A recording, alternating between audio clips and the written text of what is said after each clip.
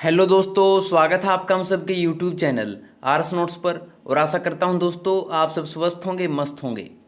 दोस्तों, आपके लिए साइंस जीके के टॉप 50 क्वेश्चन हम आपके लिए लेके आए हैं। दोस्तों, ये क्वेश्चन जो होंगे आपके एसएससी एचएसएससी दोनों के लिए बहुत ही अत्यंत महत्वपूर्ण साबित होने वाले हैं।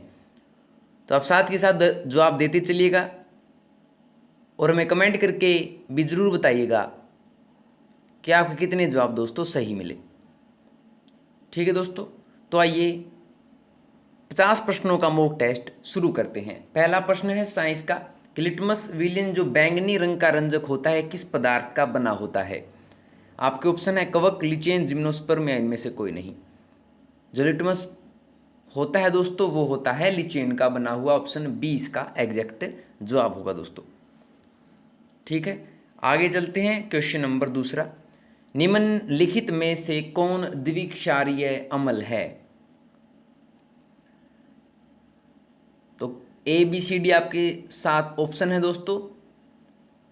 तो इसका जवाब होगा H2SO4। ऑप्शन डी इसका जवाब होगा दोस्तों। ठीक है, सल्फ्यूरिक अम्ल जो है द्विक्षारीय अम्ल होता है। तीसरा प्रश्न देखें, पोटास एलम होते हैं। पोटास एलम जो होते हैं दोस्तों वो होते हैं एक दिक लवण। एक दिक लवण जो होते हैं दोस्तों पोटाश होते हैं के से पोटाशियम को जो है डिनोट किया जाता है दोस्तों।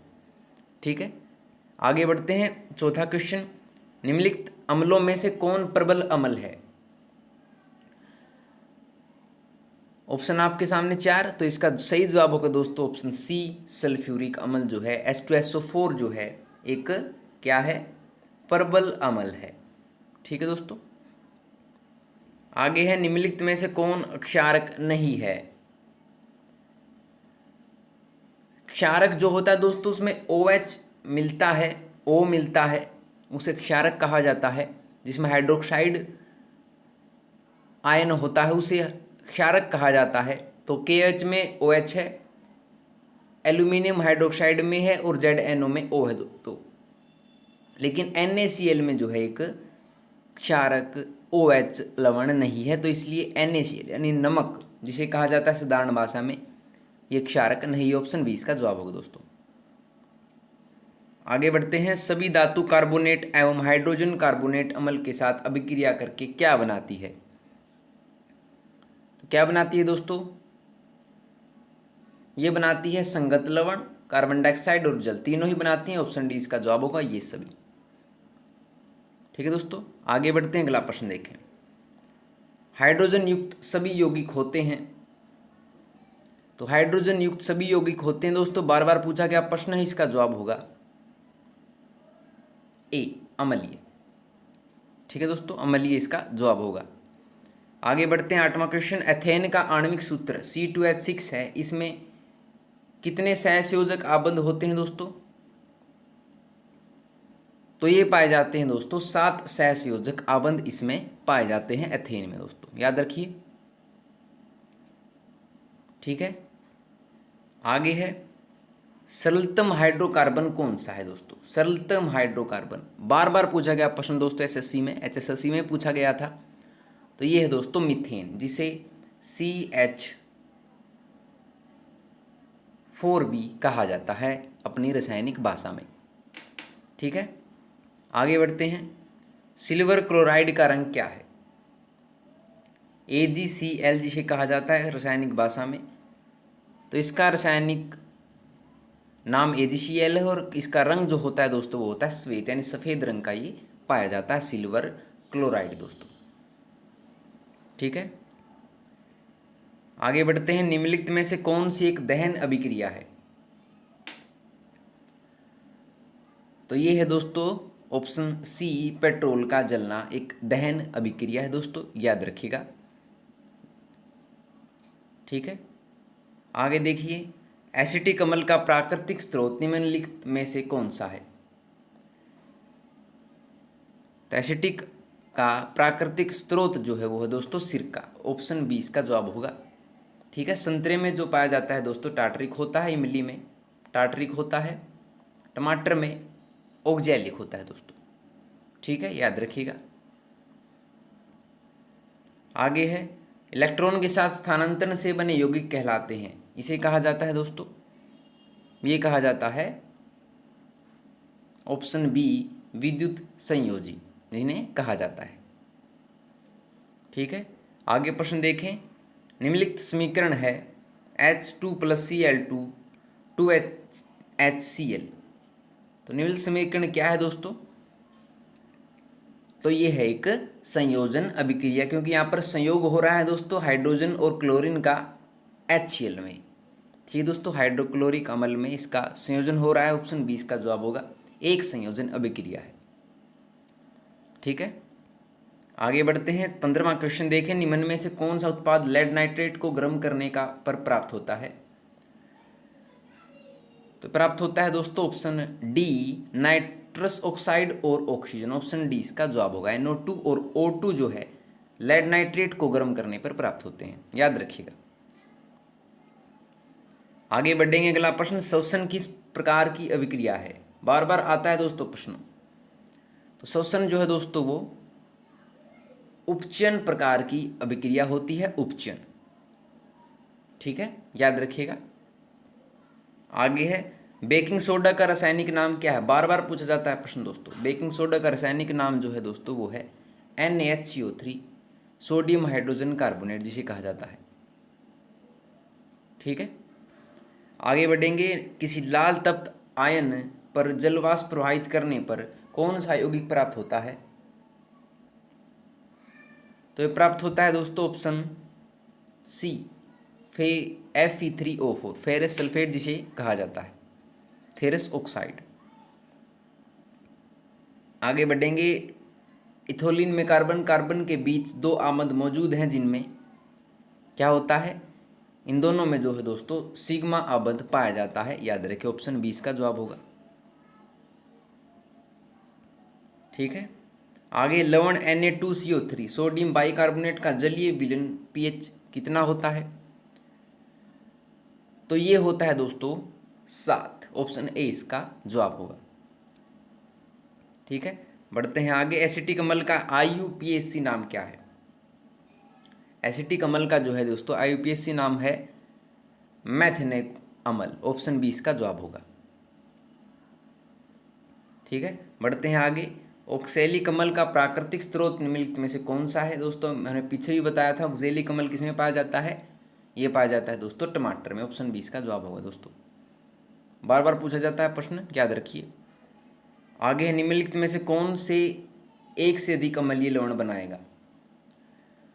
तो ये बनाएगा दोस्तों ऑप्शन बी H3PO4 जो है एक से अधिक अम्लीय लवण बनाएगा, याद रखिएगा।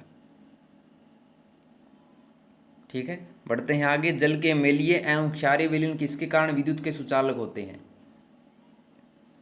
तो ये होते हैं हाइड्रोजन और हाइड्रोक्साइड दोनों के विद्युत ये सुचालक होते हैं, याद रखिए दोस्तों। ऑप्शन सी इसका जवाब होगा।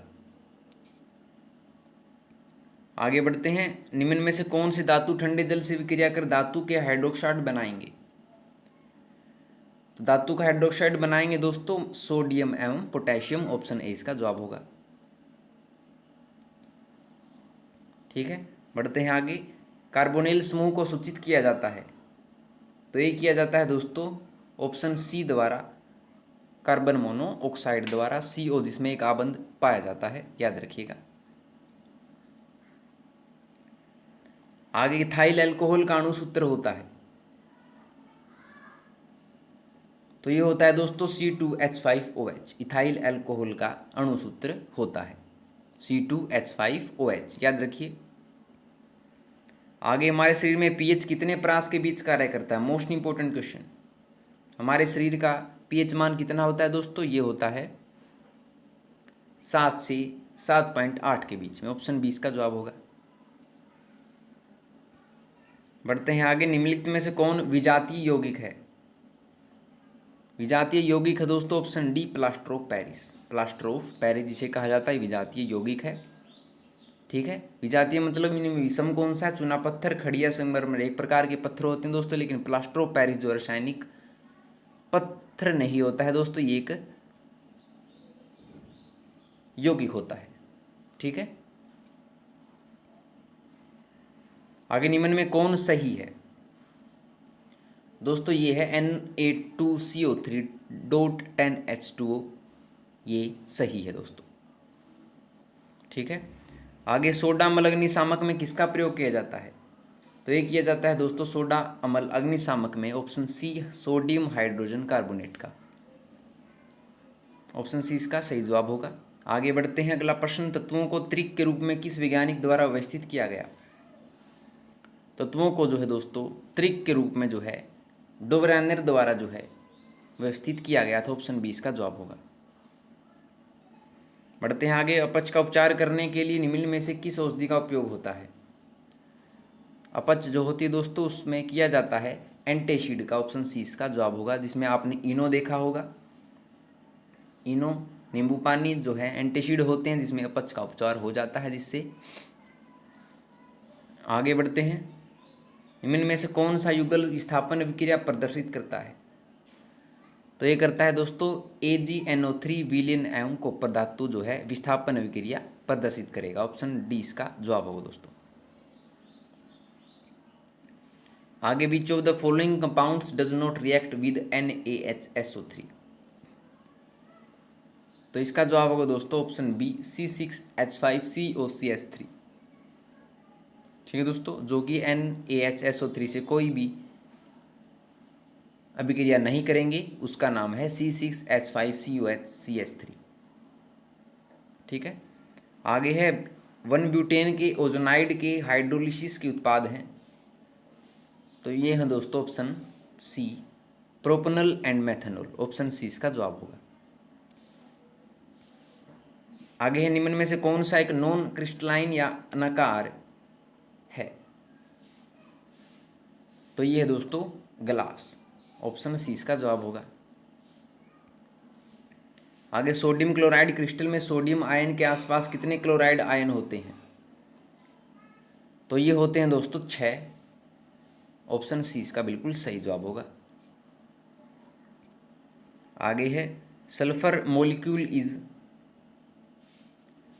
मॉलिक्यूल में जो है दोस्तों कितने परमाणु होते हैं? ये होते हैं दोस्तों 8 परमाणु, जिसमें 8 परमाणुओं का बंध होता है सल्फर मॉलिक्यूल में, एक सल्फर के अणु में। ठीक है, जिसे ऑक्टेटोमिक भी कहा जाता है। ऑप्शन डी इसका बिल्कुल सही जवाब है। आगे है, संकरित कार्बन परमाणु और अन्य कार्बन परमाणु के बीच बंधन की लंबाई न्यूनतम है। तो इनकी लंबाई है दोस्तों ऑप्शन है डी प्रोपेन। ठीक है दोस्तों, आगे है, the hybrid state of sulphur in SO2 molecule is. तो ये संख्या होती है दोस्तों sp² से जिसको डिनोट किया जाता है। ऑप्शन है। आगे निम्न में से किसमें sp² संकरित कार्बन नहीं है? तो ये नहीं है दोस्तों एसीटोनिट्राइल में। ऑप्शन सी इसका बिल्कुल सही जवाब होगा। आगे, कैल्शियम कार्बाइड में 2 कार्बन परमाणुओं के बीच कितने प्रकार के बंध होते हैं? तो ये होते हैं दोस्तों 1 सिग्मा 2 पाई। ऑप्शन बी इसका बिल्कुल सही जवाब होगा। आगे, Fe3O4 किसका उदाहरण है? Fe3O4 जो है दोस्तों फेरस ऑक्साइड जिसे कहा जाता है, ये इनवर्स स्पाइनल स्ट्रक्चर का एक उदाहरण है। ठीक है दोस्तों, आगे निम्न में से किस में धातु की कमी का दोष होता है?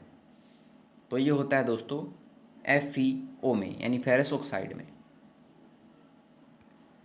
आगे, इलेक्ट्रोलिसिस पर फ्यूज्ड NaCl कैथोड पर खालिस्तान देता है। तो क्या देता है दोस्तों? ये देता है सोडियम Na जिसे कहा जाता है रासायनिक भाषा में। आगे है, कैटिनेशन गुण अधिकतम होता है। तो कैटिनेशन गुण होता है दोस्तों अधिकतम कार्बन में। ऑप्शन बी इसका बिल्कुल सही जवाब होगा। ठीक है, आगे है, सल्फर हेक्सोफ्लोराइड में सल्फर का हाइब्रिडाइजेशन है। तो ये है दोस्तों sp³d²। ऑप्शन बी इसका बिल्कुल सही जवाब होगा। आगे क्वेश्चन बढ़ते हैं, समुद्र के पानी में पाया जाने वाला तत्व है, ये है दोस्तों आयोडीन। ऑप्शन सी इसका बिल्कुल सही जवाब होगा। आगे है अंतिम क्वेश्चन, हीलियम का मुख्य स्रोत क्या है? तो ये है दोस्तों ऑप्शन सी, मोनोजाइट जो होता है वो हीलियम का मुख्य स्रोत होता है दोस्तों। तो ले लीजिए, आपके 50 प्रश्नों का मॉक टेस्ट होता है कंप्लीट दोस्तों। कमेंट करके जरूर बताइएगा कि आपके 50 में से कितने जवाब दोस्तों सही मिले। अगर आपको वीडियो पसंद आई हो तो वीडियो को लाइक शेयर कमेंट करके जरूर बताइएगा और आरएस नोट्स चैनल को सब्सक्राइब कर लीजिए दोस्तों। तो मिलते हैं आपसे अगली वीडियो में नए और रोचक प्रश्नों के साथ, तब तक के लिए धन्यवाद दोस्तों।